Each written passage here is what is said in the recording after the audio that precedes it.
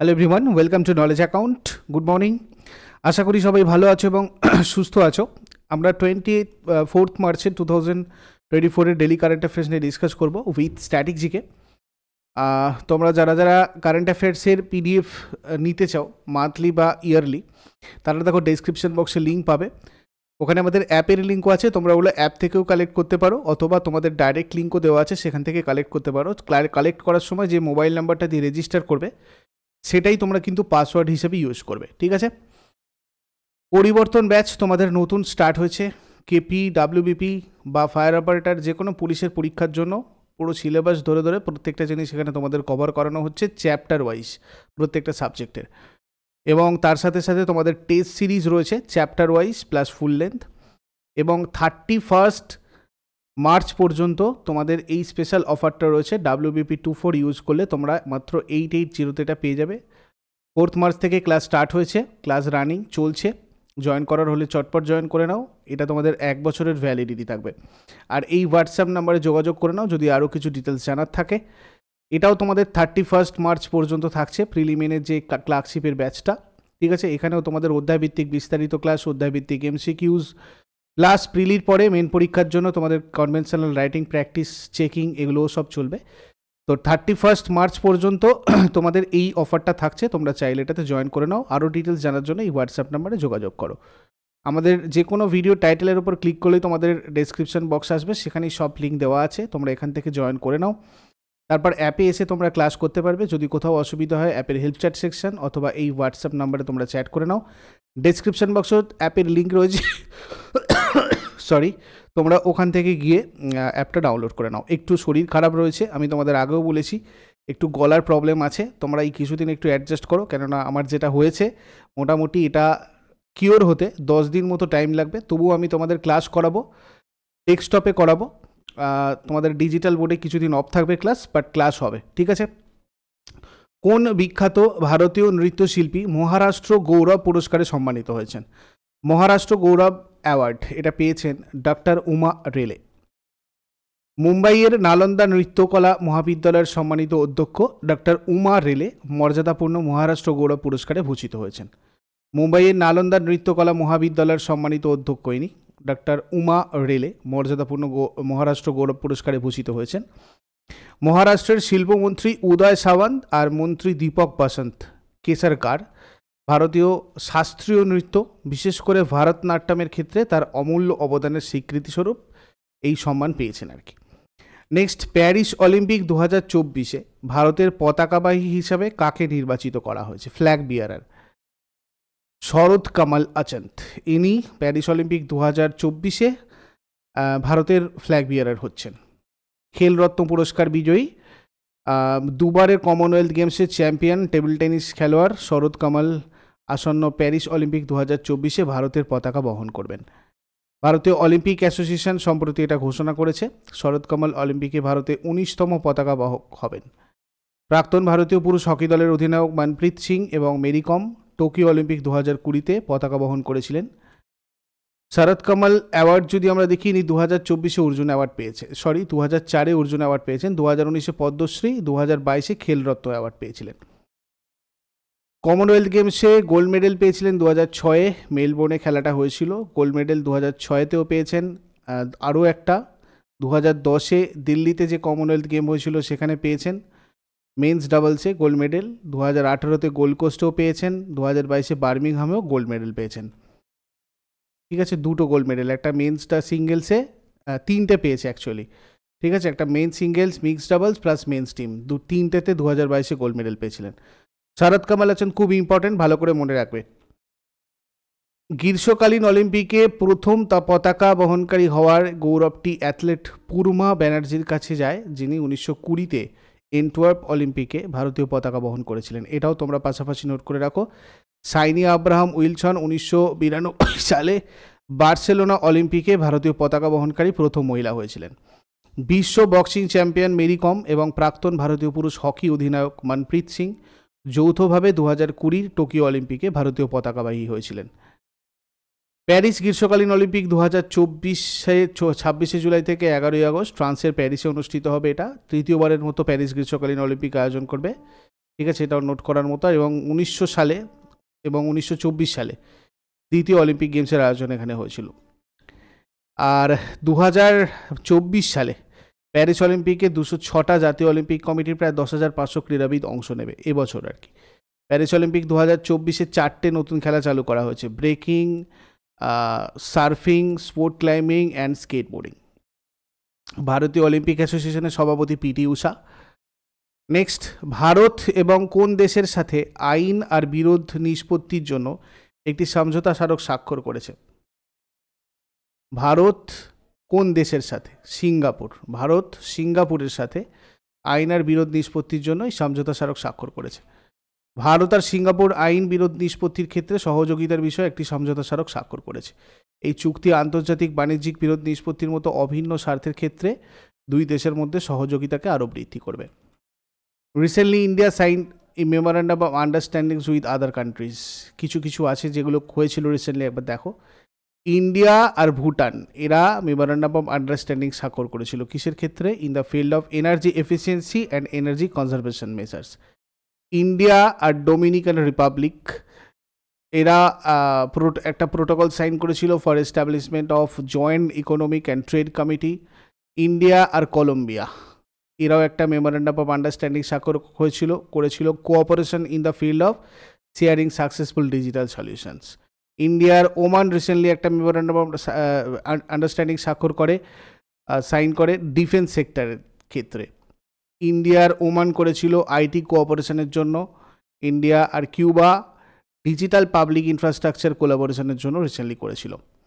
Next, উদয় ভাটিয়া কোন কাজের জন্য ডায়ানা মেমোরিয়াল অ্যাওয়ার্ডে ভূষিত হয়েছেন? ডায়ানা মেমোরিয়াল অ্যাওয়ার্ড এটা স্বল্পমূল্যের বৈদ্যুতিক সরঞ্জাম উদ্ভাবনের জন্য ডায়ানা মেমোরিয়াল অ্যাওয়ার্ড পেয়েছে। কিসের কারণে? স্বল্পমূল্যের বৈদ্যুতিক সরঞ্জাম ইনভেন্টের জন্য।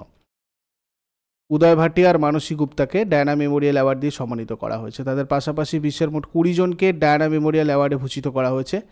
উদয় ইলেকট্রিকের প্রতিষ্ঠাতা উদয় ভাটিয়া আর হিউজ ফর্ট হেমিন্ড ফাউন্ডেশনের প্রতিষ্ঠাতা মানসী গুপ্তা লন্ডনের বিজ্ঞান জাদুঘরে একটি পুরস্কার অনুষ্ঠানে প্রিন্সেস ডায়ানার বড় ছেলে প্রিন্স উইলিয়ামের কাছ থেকে তাদের পুরস্কার গ্রহণ করে। নেক্সট, ইসরো পুনর্ব্যবহারযোগ্য লঞ্চ ভেহিকেলের ল্যান্ডিং মিশন সফলভাবে পরীক্ষা করেছে। এই মহাকাশযানটির নাম কি? এর নাম হয়ে যাবে পুষ্পক। ভারতীয় মহাকাশ গবেষণা সংস্থা ইসরো কর্ণাটকের চাল্লাকেরে অ্যারোনটিক্যাল টেস্ট রেঞ্জ থেকে পুষ্পক নামে তার পুনর্ব্যবহারযোগ্য লঞ্চ ভেহিকেল এর ল্যান্ডিং মিশন সফলভাবে পরীক্ষা করেছে। এটা ছিল RLVর তৃতীয় অবতরণ মিশন। পুষ্পক হলো ইসরোর তৈরি সর্বশেষ মহাকাশযান। ডানাওয়ালা রকেটটা পুনর্ব্যবহারযোগ্য, অর্থাৎ একবার মহাকাশে পাঠিয়ে ফের সেটাকে পৃথিবীতে ফিরিয়ে আনা যাবে পরবর্তী সময় ফের ব্যবহারের জন্য। এর ফলে একটি রকেট একাধিক মহাকাশ অভিযানে ব্যবহার করা যাবে, এতে মহাকাশ অভিযানের খরচও কমবে। 2024 সালে কে IAA গোল্ডেন কম্পাস অ্যাওয়ার্ডে সম্মানিত হয়েছে? IAA গোল্ডেন কম্পাস অ্যাওয়ার্ডে সম্মানিত হয়েছে শ্রীনিবাসন স্বামী। শ্রীনিবাসন স্বামী ইন্টারন্যাশনাল অ্যাডভার্টাইজিং অ্যাসোসিয়েশন থেকে 2024 সালের মার্চ মাসে IAA গোল্ডেন ক্যাম্পাস অ্যাওয়ার্ড পেয়েছে। ইনি RK স্বামী লিমিটেডের চেয়ারম্যান এবং ব্যবস্থাপনা পরিচালকের পদে রয়েছেন। ইনি সুন্দর স্বামী নামেও পরিচিত। মালয়েশিয়ার পেনাংয়ে অনুষ্ঠিত 45তম IAA ওয়ার্ল্ড কংগ্রেসে শ্রীনিবাসন স্বামীকে IAA গোল্ডেন কম্পাস পুরস্কার দেওয়া হয়েছে। পুরস্কার প্রদান করেছেন পেনাংয়ের গভর্নর তুন আহমেদ ফুজি আব্দুল রাজাক। এই IAA গোল্ডেন কম্পাস অ্যাওয়ার্ডটা পুরো বিপণন, বিজ্ঞাপন, মিডিয়া শিল্পের ক্ষেত্রে গুরুত্বপূর্ণ অবদান রাখে এরকম ব্যবসায়ীদের সম্মানিত করা হয় এই অ্যাওয়ার্ডের সাহায্যে। যোগাযোগের ক্ষেত্রে শ্রেষ্ঠত্বের প্রতিশ্রুতির পাশাপাশি আন্তর্জাতিক বিজ্ঞাপন সংস্থার বিশ্বব্যাপী অগ্রগতিতে তাদের অবদানকে স্বীকৃতি দিতে দেওয়া হয়। পুরস্কারটা ব্যক্তি এবং প্রতিষ্ঠানের অসামান্য অবদানের স্বীকৃতি দেয়। ইন্টারন্যাশনাল অ্যাডভার্টাইজিং অ্যাসোসিয়েশন এস্টাবলিশড হয়েছিল 1938-এ এবং এর হেডকোয়ার্টার নিউ ইয়র্কে রয়েছে। নেক্সট, যৌথ সামরিক মহড়া ল্যামিটি 2024-এর কোন সংস্করণটি সেসেলে ভারতীয় সেনাবাহিনী আর সেসেল প্রতিরক্ষা বাহিনীর মধ্যে পরিচালিত হয়েছে? 10th। ল্যামিটি মানে হচ্ছে ফ্রেন্ডশিপ, এর মানেই হচ্ছে ফ্রেন্ডশিপ। তো এখানে তোমার দেখো এই ল্যামিটিটা has been a biannual training event since 2001 থেকে এটা একটা তোমার ট্রেনিংয়ের মতো করে করা হয়। প্রত্যেক তোমার 2 বছর ছাড়া ছাড়া। Enhance interoperability in sub conventional operations in semi urban environments under chapter 7 of the United Nations charter on peacekeeping operations. Peacekeeping operation গুলোকে আরও জোরদার করার জন্য বেসিক্যালি কি করলে কি হয় না হয় এরকমভাবে একটা যৌথ তোমার ট্রেনিং হয়। এটা রিসেন্ট এক্সারসাইজগুলো আরেকবার আমরা দেখে নিই এর সাথে সাথে। যেমন ধরো 5th edition of military exercise Dharma Guardian, এটা ইন্ডিয়ার সাথে জাপানের হয়েছে, Mahajan field firing range Rajasthan থেকে। 12th edition of Milan naval exercise, এটা বিশাখাপত্তনমে হয়েছে। এটা আমাদের ভারতীয় নাভাল যে রয়েছে নৌসেনা তাদের মধ্যেকারই একটা এক্সারসাইজ। ইন্ডিয়ান এয়ারফোর্স একটা এক্সারসাইজ কন্ডাক্ট করেছিল বায়ুশক্তি 2024 কোথায়, রাজস্থানের জয়সালমেরে। First edition of military exercise very very important, ভালো করে নোট করে রাখবে, সাদা তানসিক, এটা ইন্ডিয়া আর সৌদি আরবিয়ার মধ্যে হয়েছিল রাজস্থানে। ডেজার্ট নাইট এক্সারসাইজ হয়েছিল ইন্ডিয়ার, ফ্রান্স আর ইউএইর মধ্যে আরবিয়ান সিতে। তারপরে কে সম্প্রতি আবুদায়া কোঅপারেটিভ ব্যাংক লিমিটেডের উপদেষ্টা কমিটির সদস্য হিসেবে অন্তর্ভুক্ত হয়েছেন? দেবেন্দ্র কুমার আবুদায়া কোঅপারেটিভ ব্যাংক লিমিটেডের উপদেষ্টা কমিটির সদস্য হিসেবে অন্তর্ভুক্ত হয়েছেন। এটা জুন 1967 সালে প্রতিষ্ঠিত হয় অবুদয়া কোঅপারেটিভ ব্যাংক লিমিটেড, যার হেডকোয়ার্টার রয়েছে মুম্বাই। Managing director Sitaram Chimaji Khandat. বিশ্ব যক্ষা দিবস কবে পালিত হয়? ওয়ার্ল্ড টিউবারকিলোসিস ডে পালন করা হয় 24শে মার্চ। 1882 সালে যখন ডক্টর রবার্ট কচ তার মাইক্রোব্যাকটেরিয়াম যক্ষা আবিষ্কারের কথা ঘোষণা করেছিলেন, সেই দিনটাকে স্মরণ করার জন্য প্রতি বছর 24শে মার্চ বিশ্ব যক্ষা দিবসটা পালিত হয়। এই দিবসটা টিবি বিশ্বজুড়ের প্রভাব সম্পর্কে মানুষকে শিক্ষিত করা জন্য পালন করা হয়। এর বিশ্বব্যাপী মহামারী সম্পর্কে সচেতনতা বাড়াতে আর রোগ নির্মূল করার প্রচেষ্টার জন্য এই দিবস পালিত হয়। 2024-এর theme yes we can end TB. Next, উড়িষ্যার কোন শহরে ভারতের প্রথম ইনডোর অ্যাথলেটিক্স সেন্টার 2024 সালের মার্চ মাসে উদ্বোধন করা হয়েছিল? ভুবনেশ্বরে। মুখ্যমন্ত্রী নবীন পট্টনায়ক কলিঙ্গ স্টেডিয়ামে ভারতের প্রথম ইনডোর অ্যাথলেটিক্স সেন্টার আর ইনডোর অ্যাকোয়াটিক সেন্টারের উদ্বোধন করেছেন। ইনি ইনডোর ডাইভিং সেন্টারের ভিত্তিপ্রস্তর স্থাপন করেছেন। সুবিধাটিতে আবাসিক আবাসন, একটা তাপমাত্রা নিয়ন্ত্রিত 50 মিটার অলিম্পিক আকারের সুইমিং পুল, একটা ফিটনেস সেন্টার এবং একটা ক্রীড়া পুনরুদ্ধারের সুবিধার মধ্যে রয়েছে আর কি। উড়িষ্যার রাজধানী ভুবনেশ্বর। মুখ্যমন্ত্রী নবীন পট্টনায়ক, রাজ্যপাল রঘুবীর দাস, ন্যাশনাল পার্ক শিমলিপাল, ভিতরকণিকা। উড়িষ্যা পূর্ব ভারতে অবস্থিত একটি ভারতীয় রাজ্য। এর আয়তনের ভিত্তিতে 8ম বৃহত্তম রাজ্য, আর জনসংখ্যার ভিত্তিতে 11তম। ভারতের তফসিলি উপজাতি জনসংখ্যার মধ্যে এটা 3য় বৃহত্তম। এর উত্তরে ঝাড়খণ্ড, পশ্চিমবঙ্গ রয়েছে, পশ্চিমে ছত্তিশগড় আর দক্ষিণে অন্ধ্রপ্রদেশ রয়েছে। ভারত মহাসাগরের বঙ্গোপসাগর বরাবর উড়িষ্যার 485 কিলোমিটার মানে প্রায় 301 মাইল উপকূল রেখা রয়েছে। বিজু পট্টনায়ক আন্তর্জাতিক বিমানবন্দর হচ্ছে এখানকার একমাত্র আন্তর্জাতিক বিমানবন্দর উড়িষ্যার। পূর্ব উপকূলীয় রেলের সদর দপ্তর রয়েছে এই রাজ্যের ভুবনেশ্বরে। আইনসভা এককক্ষীয়, বিধান সভা রয়েছে, বিধান পরিষদ নেই। 147টা আসন রয়েছে। লোকসভার রয়েছে 21টা আসন, রাজ্যসভার 10টা। 3টে প্রধান নদী রয়েছে, মহানদী, ব্রাহ্মণী আর বৈতরণী। উৎসব রথযাত্রা, রাজা পর্ব, নৌকাহাই। লোকনৃত্য ওড়িশি যেটা ক্লাসিক্যাল, এছাড়া সাবারি, ঝুমারা, পাইনকা, মোনারি ছৌদ রয়েছে। হেমাটাইট আকরিকের সর্বোচ্চ উপাদানকারী উড়িষ্যা। ভারতে হেমাটাইট আকরিকের প্রায় 25% উড়িষ্যাতে রয়েছে। পূর্ব ভারতের উড়িষ্যা রাজ্যে অবস্থিত চিল্কা হ্রদকে ভারতের বৃহত্তম উপহ্রদ আর বিশ্বের অন্যতম বৃহত্তম উপহ্রদ হিসেবে বিবেচনা করা হয়। লংগেস্ট ড্যাম হীরাকুদ ড্যাম যেটা রয়েছে মহানদীর ওপরে, সেটাও কিন্তু এখানেই রয়েছে। এরপর আগের দিনের হোমওয়ার্কগুলো মিলে নাও। সূর্য আর পৃথিবীর মধ্যে ন্যূনতম দূরত্ব হয় 23 জানুয়ারি। পোখরান পারমাণবিক পরীক্ষা 2 এর সাংকেতিক নাম ছিল অপারেশন শক্তি। আর আজকে তোমাদের জন্য প্রশ্ন থাকবে, কোন ভারতীয় রাজ্য সবচেয়ে বেশি সংখ্যক সীমান্তের রাজ্যের সঙ্গে জড়িয়ে রয়েছে? আর ফ্রি স্টাইল শব্দটা কোন প্রতিযোগিতার সাথে সম্বন্ধিত?